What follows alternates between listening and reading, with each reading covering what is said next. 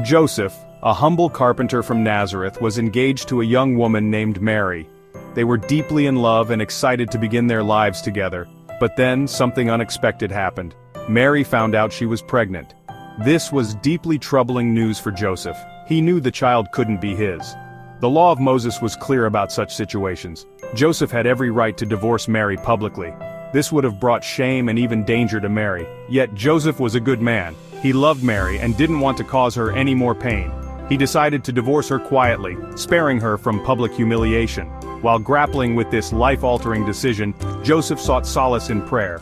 He poured out his heart to God, seeking guidance and understanding in this turbulent time. Little did he know that God was already working behind the scenes, preparing to reveal his divine plan to him. As Joseph lay in bed wrestling with his thoughts, an angel of the Lord appeared to him in a dream. The angel's message was direct and awe-inspiring.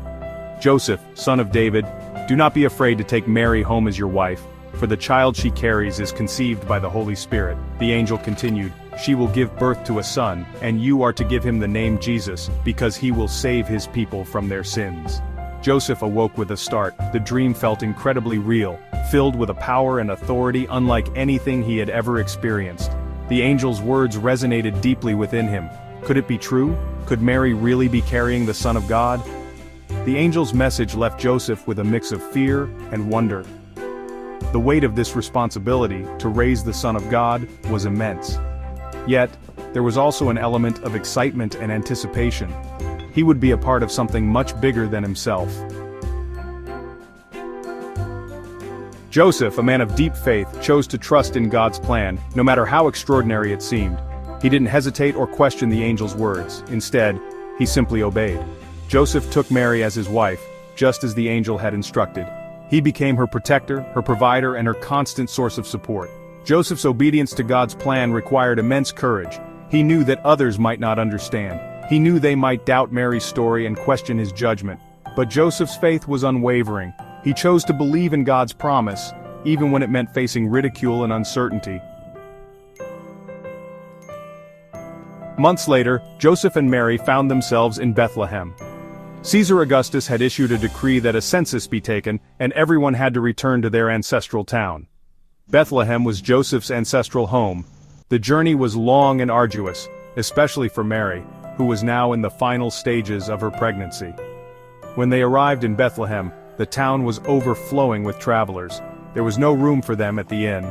The innkeeper, seeing Mary's condition, offered them shelter in a stable.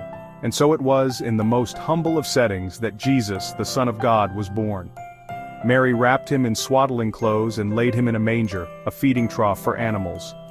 The stable, though lowly, was filled with a divine light and an overwhelming sense of peace. News of Jesus' birth spread, reaching even the far corners of the east.